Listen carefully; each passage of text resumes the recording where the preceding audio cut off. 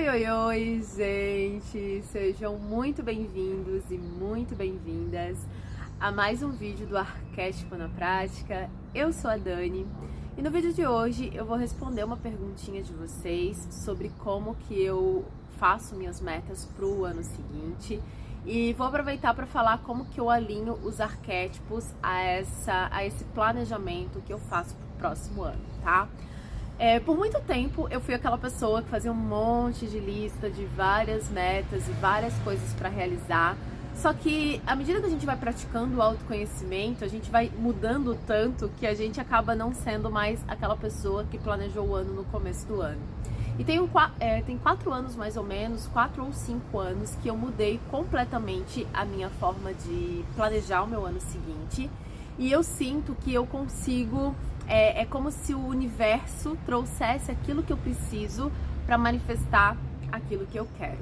Então, ao invés de traçar metas pro próximo ano, eu sempre escolho uma palavra apenas para aquele ano. Uma palavra apenas.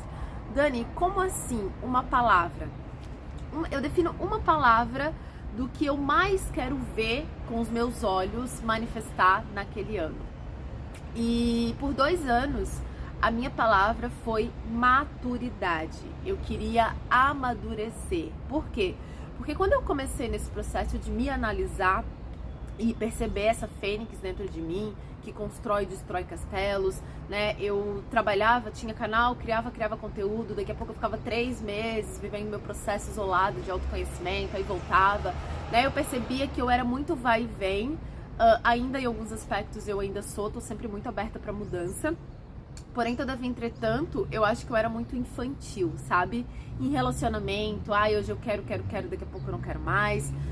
Nessa questão financeira, né? A criança, no curso Hora de Crescer, eu falo muito, né, da criança com comportamento, com relação a dinheiro, que gasta tudo que tem pressa de ter as coisas. Então eu comecei a perceber que a vida de adulto, né, resultado era uma coisa de adulto e que pra minha vida dar um salto, eu precisava amadurecer.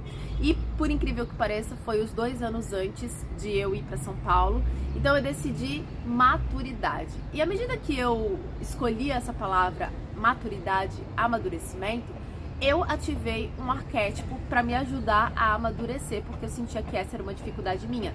Como eu sempre falo pra vocês, os arquétipos são ferramentas para nos ajudar naquilo que a gente tem dificuldade. Então, por isso é tão importante a gente passar por esse filtro de autoconhecimento. Então, o imperador, eu já falei várias vezes aqui pra vocês, é um arquétipo fixo meu que eu sou muito grata a esse imperador. Inclusive, semana passada, né, eu fiz sessão de Theta Healing com a minha terapeuta e numa dinâmica que a gente fez dentro da sessão de Theta Healing apareceu a Fênix, que tá muito... conectada, né, com o signo de Escorpião, que é o meu signo, e ela apareceu nessa dinâmica e num processo de eu me despedir dessa fênix, né, de dizer não, eu não preciso mais das cinzas, e ela pediu para eu visualizar um arquétipo que me ajudasse a lidar com a fênix, e nessa visualização o arquétipo que apareceu para mim foi o imperador, e realmente, assim, eu sou muito grata ao imperador.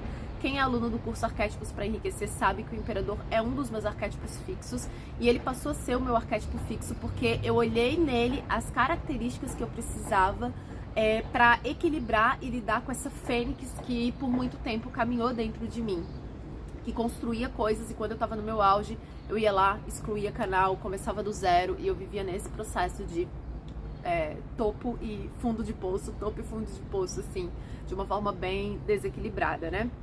Então o imperador é aquele arquétipo, arcano 4, é tradicional, constrói império, domina a pressa, pensa a longo prazo, que era tudo que eu precisava. Então por 2 anos eu trabalhei muito essa questão de amadurecimento. E aí como que acontece quando você define a palavra?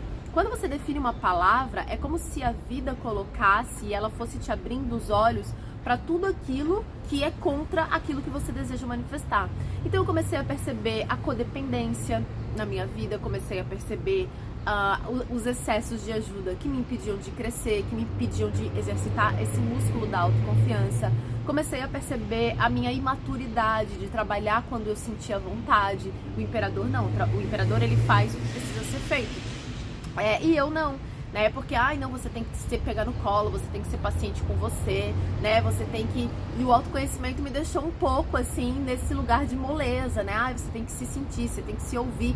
E como eu tinha muita liberdade de tempo por ser empreendedora, criadora de conteúdo, trabalhar por conta, eu ia nessa, né? Ah, eu vou me sentir, não, hoje eu não tô afim de gravar, hoje eu tô sentindo que não. Só que o nosso coração é enganoso. Então, se você sentir, e só pelo sentir, você vai sentir vontade de tomar Coca-Cola, comer salada, pizza todo dia, né? Então, eu comecei a entender que o sentir em desequilíbrio, ele também impede a gente de manifestar. Então, eu tinha muito forte esse sentir, porque eu tenho bastante água no meu mapa, né? Inclusive, não tenho só escorpião no Sol, eu tenho em outros planetas também, né? Então, o Imperador foi um arquétipo que me ajudou a amadurecer. Hoje eu me sinto muito mais madura, né? Até os meus resultados mostram isso em questão financeira, em questão de relacionamento, então, em questão com a saúde, né, do meu corpo, enfim. Hoje eu amadureci. Aí depois de 2 anos que a minha palavra foi maturidade, né? Porque eu queria amadurecer, a minha palavra foi significado. E aí nesse ano em que a minha palavra foi significado, eu queria uma vida que me preenchesse. Às vezes o que preenche a gente não é uma quantidade de coisas, mas são pequenas coisas específicas que fazem com que a gente se sinta cheio, que fazem com que a gente se sinta bem. E foi nessa época também que eu fui para São Paulo, nessa época que a gente fez uma transição de guarda, né, que minhas filhas foram morar com o pai, e a gente trocou os papéis, aí eu passei a pagar pensão para elas, e eu me vi como uma oportunidade de realizar um sonho, que sempre foi morar um tempo em São Paulo. Então eu ficava indo e voltando várias vezes no mês para estar com minhas filhas, e também sempre voltava para São Paulo. E como eu tinha um pouco mais de liberdade, eu também fiquei um tempo em Curitiba, e foi no período em que eu vendi todas as coisas do meu apartamento. Eu tinha mais de 20 plantas no meu apartamento, sofá, TV, cama, gato, tudo. Gato foi com as minhas filhas, né? E eu comprei uma mala e eu coloquei tudo dentro de uma mala e passei a viver um ano só com uma mala. E por incrível que pareça, assim, foi o ano que eu me senti mais cheia, com menos coisas para carregar, e eu consegui viver esse significado. É como se a vida me mostrasse, né? Foi um ano que eu entreguei o apartamento que eu morava de aluguel na época, né, para imobiliária.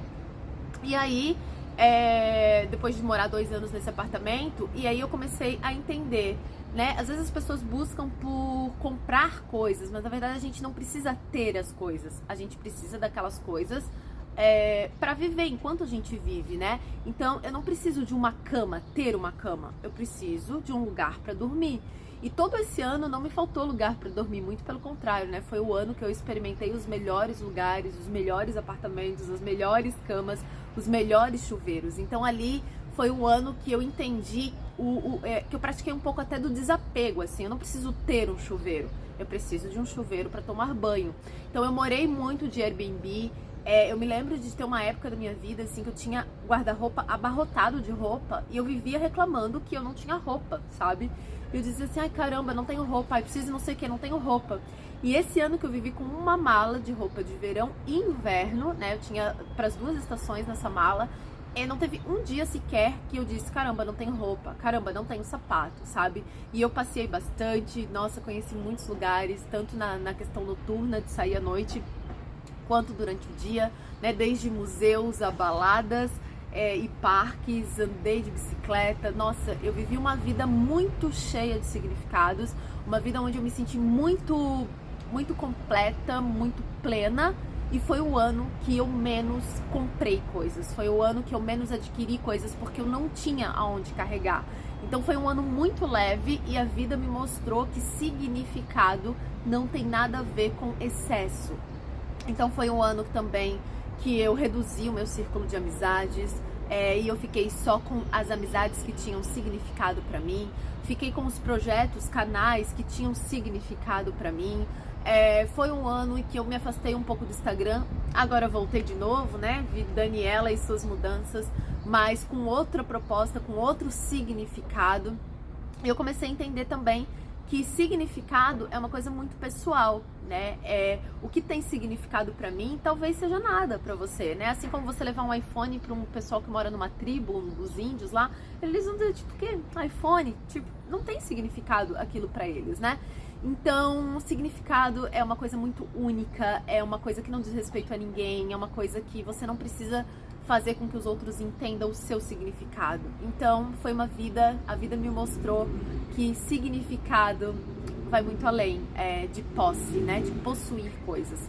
E aí, para o próximo ano de 2023, e aí nessa de significado também, né, foi o ano que eu também morei em Balneário, morei em São Paulo 6 meses, depois fui para Balneário, conheci pessoas no mundo real, porque eu estava muito conectada com o online, as minhas seguidoras no Instagram tinham virado minhas melhores amigas, então eu chorava minhas pitangas, fazia tudo no Instagram.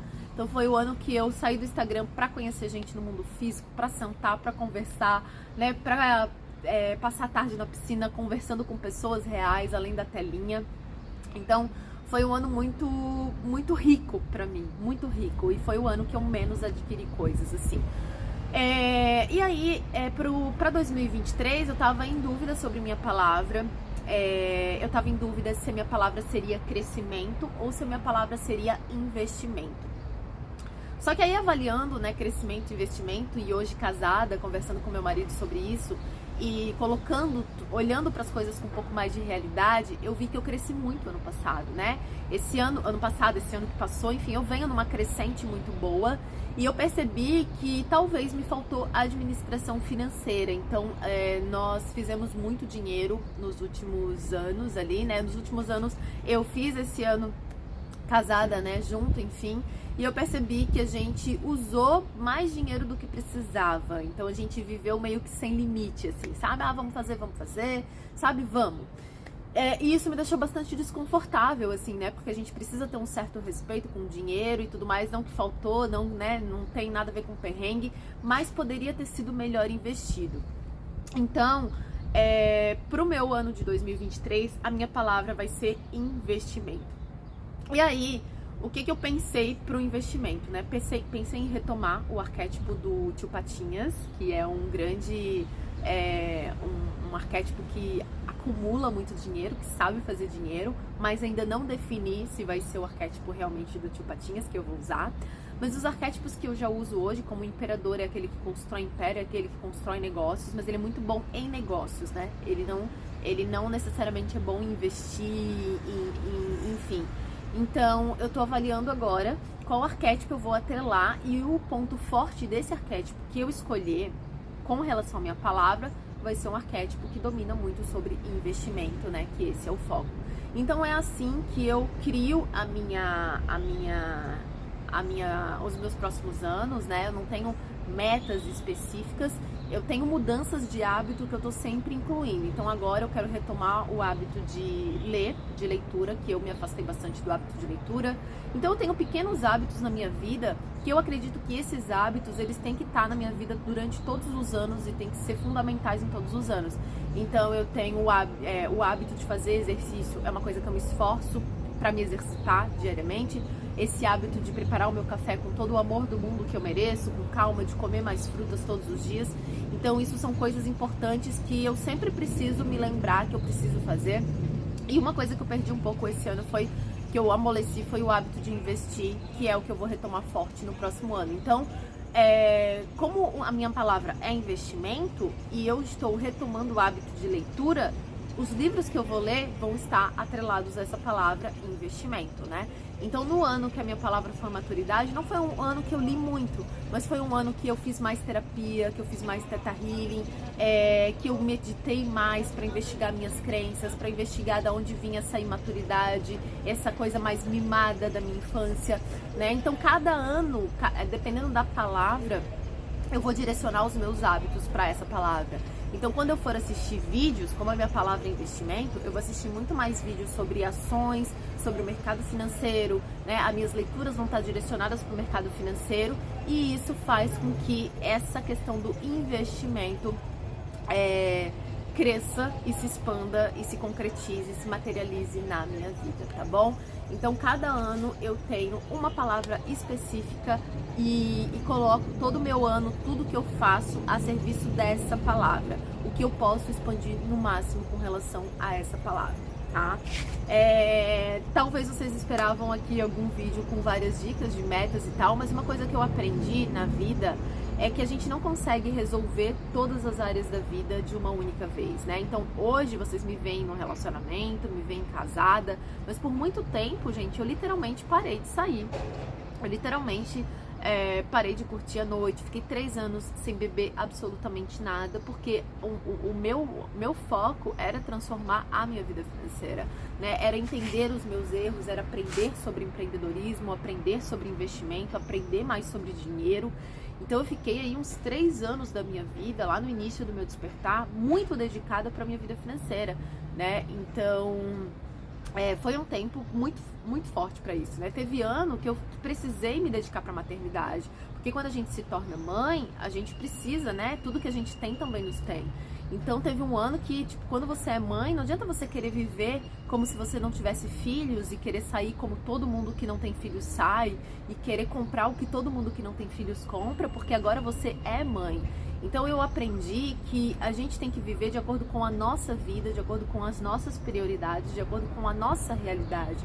Porque o tempo é diferente para cada um. Então, se você acabou de ser mãe, não tem como você querer o corpo de alguém que nunca teve filhos ou de alguém que não está passando por um resguardo, que o corpo não se transformou por 9 meses, né? Então, a gente tem que aprender a não se comparar e olhar mais pra gente do que pro outro e entender que cada pessoa tá num tempo diferente. E muitas vezes na maternidade, eu me frustrava porque eu queria ter uma liberdade, mas caramba, eu escolhi ter filhos. Então, como que eu vou querer ter a liberdade de curtir o que todo mundo tá curtindo lá fora, né? Essa aqui, as crianças são minha responsabilidade. Então, eu vou ter que aprender a me dedicar para aquilo que eu escolhi ser, né? E aprender a me dedicar para a maternidade. E isso envolve renunciar a outras coisas. Assim como teve um momento da minha vida, nesses primeiros 3 anos, que eu precisei sair das dívidas, né? Eu tinha mais de 52 mil reais em dívida quando eu fui botar minhas dívidas no papel e tinha acabado de quebrar um negócio.